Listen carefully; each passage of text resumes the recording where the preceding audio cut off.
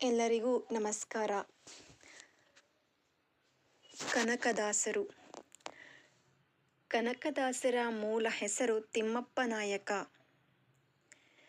ಇವರು 1508ರಿಂದ 1606ರವರೆಗೆ ಜೀವಿಸಿದ್ದರು. ಕರ್ನಾಟಕದಲ್ಲಿ 15-16ನೆಯ ಶತಮಾನಗಳಲ್ಲಿ ಜನಪ್ರಿಯವಾದ ಭಕ್ತಿಪಂಥದ ಮುಖ್ಯ ಹರಿದಾಸರಲ್ಲಿ ಒಬ್ಬರು. ದಾಸ ಪರಂಪರೆಯಲ್ಲಿ ಬರುವ ಮುಖ್ಯ ದಾಸರೆಂದರೆ ಕನಕದಾಸರು. ಕನ್ನಡ ಭಾಷೆಯ ಪ್ರಸಿದ್ಧ ಕೀರ್ತನಾಕಾರರು ಮತ್ತು ಪುರಂದರದಾಸರೊಂದಿಗೆ ಕರ್ನಾಟಕ ಸಂಗೀತದ ಮೂಲಕ ಸಿದ್ಧಾಂತಗಳಿಗೆ ಕಾಣಿಕೆಯನ್ನಿತ್ತವರು. ಕನಕದಾಸರು ಮತ್ತು ಪುರಂದರದಾಸರನ್ನು ಕರ್ನಾಟಕದ ಕೀರ್ತನಾ ಸಾಹಿತ್ಯದ ಅಶ್ವಿನಿ ದೇವತೆಗಳೆಂದು ಬಣ್ಣಿಸಲಾಗಿದೆ. ಕನಕದಾಸರು ದಂಡನಾಯಕರಾಗಿದ್ದು, ಯುದ್ಧವೊಂದರಲ್ಲಿ ಸೋತ ಅವರಿಗೆ ವೈರಾಗ್ಯ ಉಂಟಾಗಿ ಹರಿಭಕ್ತರಾದರಂತೆ. ಕನಕದಾಸರ ಜೀವನ. ಕನಕದಾಸರು ಹಾವೇರಿ ಜಿಲ್ಲೆಯ ಶಿಗ್ಗಾವಿ ತಾಲ್ಲೂಕಿನ ಬಾಡ ಗ್ರಾಮದಲ್ಲಿ 1509ರಲ್ಲಿ ಹಿಂದೂ ಕುರುಬ ಜನಾಂಗಕ್ಕೆ ಸೇರಿದ ಬಚ್ಚಮ್ಮ ಮತ್ತು ಬೀರಪ್ಪ ನಾಯಕ ಎಂಬ ದಂಪತಿಗಳ ಮಗನಾಗಿ ಜನಿಸಿದರು. ಕನಕದಾಸರು ಬರೀ ಒಂದು ಜಾತಿಗೆ ಸೀಮಿತವಾದ ಭಕ್ತರಲ್ಲ, ಎಲ್ಲ ಜಾತಿಗಳಿಗೆ ಬೇಕಾದವರು. 15-16ನೆಯ ಶತಮಾನದಲ್ಲೇ ಜಾತಿ ವ್ಯವಸ್ಥೆಯ ಬಗ್ಗೆ ಸಮರ ಸಾರಿದ ಭಕ್ತ ಎಂದರೆ ಕನಕದಾಸರು. ಕನಕದಾಸರು ಅನೇಕ ಕೀರ್ತನೆಗಳನ್ನು ರಚಿಸಿದ್ದಾರೆ. ಸುಮಾರು 500 ವರ್ಷಗಳ ಹಿಂದಿನ ಮಾತು. ವಿಜಯನಗರ ಸಾಮ್ರಾಜ್ಯದಲ್ಲಿದ್ದ ಬಂಕಾಪುರ ಪ್ರಾಂತ್ಯದ ಮುಖ್ಯ ಪಟ್ಟಣದ ಹೆಸರು ಬಾಡ ಎಂದು. ವಿಜಯನಗರದಿಂದ ಗೋವಾಕ್ಕೆ ಹೋಗುವ ಹೆದ್ದಾರಿ ಈ ಬಾಡದಿಂದಲೇ ಹಾಯ್ದು ಹೋಗುತ್ತಿತ್ತು. ಬಾಡ ಒಳ್ಳೆ ಆಯಕಟ್ಟಿನ ಸ್ಥಳ. ಈ ಬಂಕಾಪುರ ಪ್ರಾಂತಕ್ಕೆ ಡಣ್ಣಾಯಕ, ಬೀರಪ್ಪ ನಾಯಕ. ಡಣ್ಣಾಯಕ ಎಂದರೆ ಆಯಕಟ್ಟಿನ ಸ್ಥಳದಲ್ಲಿ ಕಾದಿಟ್ಟ ಸೈನ್ಯದ ದಳಕ್ಕೆ ಸೇನಾಪತಿ ಎಂದು ನೇಮಿಸಲ್ಪಟ್ಟವನು. ಬೀರಪ್ಪನ ಹೆಂಡತಿ ಬಚ್ಚಮ್ಮ. ಬೀರಪ್ಪ ನಾಯಕನಿಗೆ ತಿರುಪತಿ ತಿಮ್ಮಪ್ಪನಲ್ಲಿ ಬಹು ನಂಬಿಕೆ. ದಕ್ಷಿಣದಲ್ಲಿ ಸುಮಾರು 900 ವರ್ಷಗಳ ಹಿಂದೆ ಶ್ರೀರಾಮಾನುಜಾಚಾರ್ಯರೆಂಬ ದೊಡ್ಡ ಗುರುಗಳು ಪ್ರಸಿದ್ಧರಾಗಿದ್ದರು. ಅವರು ಸ್ಥಾಪಿಸಿದ ಪಂಥಕ್ಕೆ ಶ್ರೀ ವೈಷ್ಣವ ಮತವೆಂದು ಹೆಸರು. ಡಣ್ಣಾಯಕ, ಬೀರಪ್ಪ ನಾಯಕ ಮತ್ತು ಆತನ ಮಡದಿ ಬಚ್ಚಮ್ಮ ಇವರು ಶ್ರೀ ವೈಷ್ಣವ ಮತಕ್ಕೆ ಶರಣು ಹೋಗಿದ್ದರು. ಅಂದಿನಿಂದ ಇವರು ಸಹ ತಿರುಪತಿ ವೆಂಕಟೇಶ್ವರ ಸ್ವಾಮಿಯನ್ನೇ ತಮ್ಮ ಆರಾಧ್ಯ ದೈವವನ್ನಾಗಿ ಮಾಡಿಕೊಂಡರು. ಬೀರಪ್ಪ ನಾಯಕ ಮತ್ತು ಬಚ್ಚಮ್ಮರಿಗೆ ಅನೇಕ ದಿನಗಳಿಂದ ಒಂದು ಹಂಬಲವಿತ್ತು. ಅದೇನೆಂದರೆ ತಮಗೆ ಒಬ್ಬ ಕುಲದೀಪಕನಾದ ಮಗ ಜನಿಸಬೇಕು ಎಂದು. ವಂಶೋದ್ಧಾರಕನಾದ ಒಬ್ಬ ಮಗನನ್ನು ಕರುಣಿಸು ಎಂದು ಈ ದಂಪತಿಗಳು ತಿರುಪತಿ ತಿಮ್ಮಪ್ಪನಿಗೆ ಹರಕೆ ಹೊತ್ತಿದ್ದರು. ಅವರ ಆಸೆ ಫಲಿಸಿತು. ಬೀರಪ್ಪ ನಾಯಕ ಮತ್ತು ಬಚ್ಚಮ್ಮರಿಗೆ ಒಬ್ಬ ಮಗ ಜನಿಸಿದ. ತಂದೆ ತಾಯಿಗಳಿಗೆ ಆನಂದವೋ ಆನಂದ. ತಿರುಪತಿ ತಿಮ್ಮಪ್ಪನ ಆಶೀರ್ವಾದ ಎಂದು ಅವರು ತಮ್ಮ ಮಗುವಿಗೆ ತಿಮ್ಮಪ್ಪ ಎಂದೇ ನಾಮಕರಣ ಮಾಡಿದರು. ತಿಮ್ಮಪ್ಪ ಜನಿಸಿದ ಕಾಲ ಇಂಥದ್ದೇ ಎಂದು ತಿಳಿಯದು. 15ನೆಯ ಶತಮಾನದ ಕೊನೆಯ ವರ್ಷಗಳಲ್ಲಿ ಹುಟ್ಟಿದರು ಎಂದು ಹೇಳಬಹುದು. ತಿಮ್ಮಪ್ಪ ನಾಯಕ ಒಬ್ಬ ಸೇನಾಧಿಪತಿಯ ಮಗನಾಗಿ ಜನಿಸಿದನಷ್ಟೇ. ಬಾಲ್ಯದಲ್ಲಿಯೇ ಅಕ್ಷರಾಭ್ಯಾಸ. ಬಂಕಾಪುರದ ಶ್ರೀನಿವಾಸಾಚಾರ್ಯರ ಬಳಿ ವಿದ್ಯಾಭ್ಯಾಸವಾಗಿ ವ್ಯಾಕರಣ, ತರ್ಕ, ಮೀಮಾಂಸೆ, ಸಾಹಿತ್ಯಗಳಲ್ಲಿ ಪಾರಂಗತನಾದನು. ಜೊತೆಗೆ ಕತ್ತಿವರಸೆ, ಕುದುರೆ ಸವಾರಿಯನ್ನೂ ಕಲಿತ. ಕೆಲವು ವರ್ಷಗಳಲ್ಲಿ ಬೀರಪ್ಪ ನಾಯಕ ಮತ್ತು ಬಚ್ಚಮ್ಮ ತೀರಿಕೊಂಡರು. ತಂದೆಯ ಬಳಿಕ ತಿಮ್ಮಪ್ಪ ನಾಯಕ ತನ್ನ ಕಿರಿಯ ವಯಸ್ಸಿನಲ್ಲಿಯೇ ಬಂಕಾಪುರ ಪ್ರಾಂತಕ್ಕೆ ಡಣ್ಣಾಯಕನಾದ. ಕನಕದಾಸರು ತಮ್ಮನ್ನು ತಾವೇ ಸಾವಿನ ದೇವತೆಯಾದ ಯಮನನ್ನು ತಮ್ಮ ಕೃತಿಗಳಲ್ಲಿ ಉಲ್ಲೇಖಿಸಿದ್ದಾರೆ. ಇವರ ಸಾಧನೆ. ಕನಕದಾಸರು ಶ್ರೀ ವ್ಯಾಸರಾಯರ ಮೆಚ್ಚಿನ ಶಿಷ್ಯರು.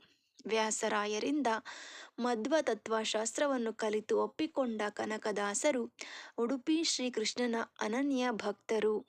ಕಾಗಿನೆಲೆಯ ಆದಿಕೇಶವನ ಭಕ್ತರಾದ ಕನಕದಾಸರು ಜಾತಿ ಪದ್ಧತಿಯ ತಾರತಮ್ಯಗಳನ್ನು ಅಲ್ಲಗಳೆದರು. ಇವರ ಕೀರ್ತನೆಗಳ ಅಂಕಿತ ಕಾಗಿನೆಲೆಯ ಆದಿಕೇಶವರಾಯ ಎಂಬುದು.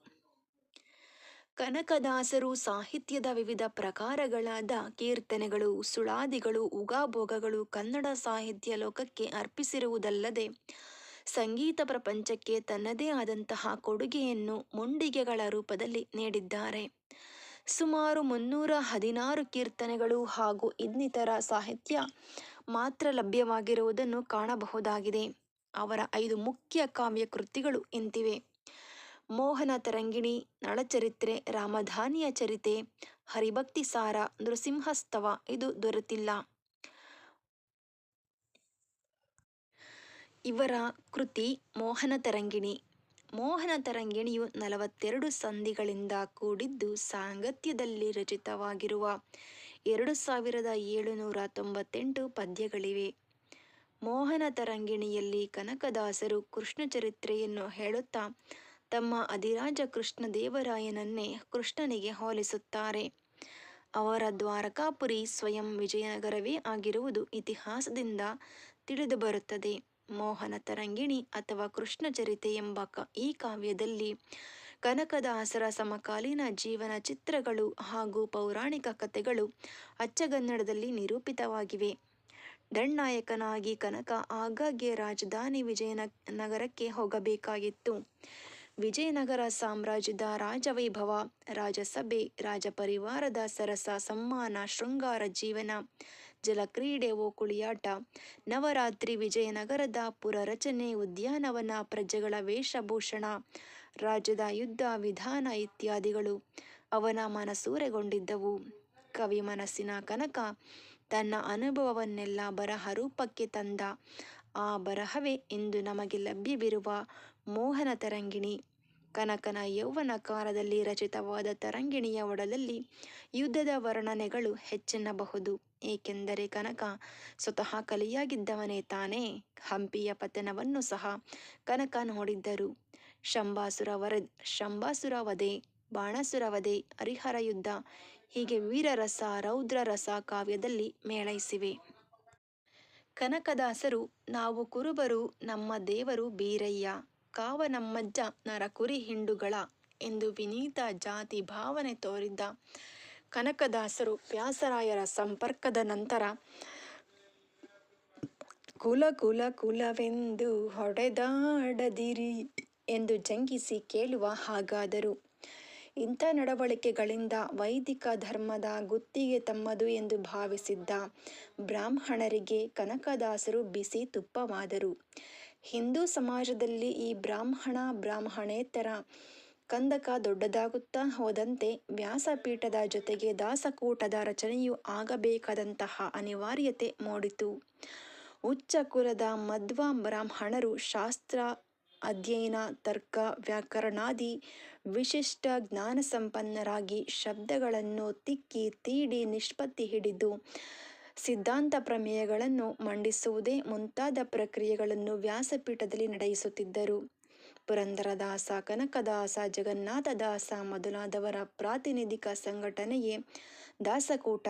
ಇವರು ಮಧ್ವ ಮತ ಪ್ರಮೇಯಗಳನ್ನೇ ಪಸರಿಸುತ್ತಾ ಆಚರಿಸುತ್ತಿದ್ದರಾದರೂ ಅವುಗಳನ್ನು ಅರಿಯಲು ಸಂಸ್ಕೃತ ಜ್ಞಾನದ ಅನಿವಾರ್ಯತೆಯನ್ನು ನಿರಾಕರಿಸಿ ಜಾತಿ ಮತಗಳ ಕಟ್ಟುಪಾಡಿಲ್ಲದ ಇವರು ಶಾಸ್ತ್ರಾಧ್ಯಯನದ ಅನಿವಾರ್ಯತೆಯಿಲ್ಲದೆ ತಮ್ಮ ಅನುಭವದಿಂದ ಹೊರಹೊಮ್ಮುವ ಭಕ್ತಿ ಭಾವನೆಗಳನ್ನು ತಮ್ಮ ತಾಯ್ನಾಡಿನಲ್ಲಿ ಹಾಡಿ ಲೋಕಪಾವನವನ್ನು, ಆತ್ಮೋದ್ಧಾರವನ್ನು ಮಾಡಬೇಕೆನ್ನುವವರು. ಇಂಥ ದಾಸಕೂಟವನ್ನು ಹುಟ್ಟುಹಾಕಿ ಪೋಷಿಸಿ ಬೆಳೆಸಿದವರು ವ್ಯಾಸರಾಯರು ಹಾಗೂ ವಾದಿರಾಜರು. ಇಷ್ಟಿದ್ದರೂ ದಾಸಕೂಟ, ವ್ಯಾಸಪೀಠಗಳ ನಡುವೆ ಆಗಿಂದಾಗ್ಗೆ ಘರ್ಷಣೆಗಳು ನಡೆದೇ ಇದ್ದವು. ಈ ಕುರಿತು ಕನಕ ಪುರಂದರರ ಕೀರ್ತನೆಗಳೇ ನಮಗೆ ಸೂಚ್ಯವಾಗಿ ಹೇಳುತ್ತವೆ. ಕುಲ ಕುಲವೆನ್ನುತಿಹರು ಕುಲವಾವುದು ಸತ್ಯ ಸುಖವುಳ್ಳ ಜನರಿಗೆ. ತೀರ್ಥವನ್ನು ಪಿಡಿದವರು ತಿರುನಾಮಧಾರಿಗಳೇ. ಜನ್ಮ ಸಾರ್ಥಕವಿರದವರು ಭಾಗವತರಹುದೇ. ಆವ ಕುಲವಾದರೇನು, ಆವನಾದರೇನು, ಆತ್ಮಭಾವವರಿತ ಮೇಲೆ. ಅವರ ಕೀರ್ತನೆಗಳಲ್ಲಿ ಅವರ ಸಂದೇಶ ನೇರ ಮತ್ತು ಖಚಿತ. ಹಾಗೆಯೇ ಅಮೂರ್ತವಾದ ಪ್ರತಿಮಾ ನಿರೂಪಣೆಯಲ್ಲಿ ಪರಿಣತಿ ಹಾಗೂ ಕನ್ನಡ ಸಾಹಿತ್ಯ ಮತ್ತು ಸಂಸ್ಕೃತ ಸಾಹಿತ್ಯಗಳ ಪರಿಚಯವನ್ನು ಅವರ ಸಾಹಿತ್ಯದಲ್ಲಿ ಕಾಣಬಹುದು. ನೀ ಮಾಯೆಯೊಳಗೋ ನಿನ್ನೊಳು ಮಾಯೆಯೋ.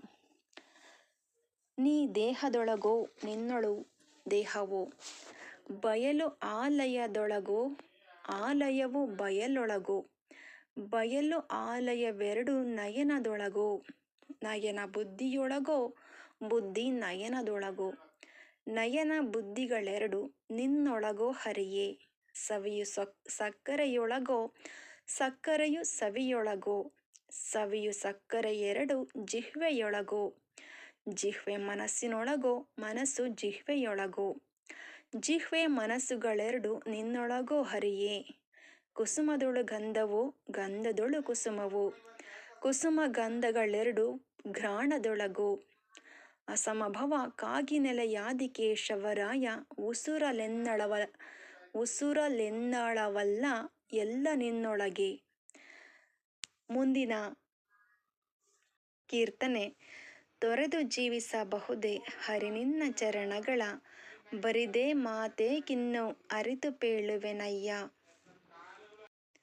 ತಂದೆ ತಾಯಿಯ ಬಿಟ್ಟು ತಪವ ಮಾಡಲು ಬಹುದು, ದಾಯಾದಿ ಬಂಧುಗಳ ಬಿಡಲು ಬಹುದು, ನಿನ್ನ ಬಿಡಬಹುದೇ ಎಂಬಿತ್ಯಾದಿ ವಚನಗಳಿಂದ ಕೀರ್ತನೆಗಳಿಂದ ಪ್ರಸಿದ್ಧರಾದಂತಹ ಕನಕದಾಸರು ಇವರ ಜಯಂತಿಯನ್ನು ನೀವೆಲ್ಲರೂ ಆಚರಿಸಿದ್ದೀರಿ ಎಂದು ಭಾವಿಸಿದ್ದೇನೆ. ಈ ವಿಡಿಯೋ ನೋಡಿದ ಪ್ರತಿಯೊಬ್ಬರಿಗೂ ಧನ್ಯವಾದಗಳು.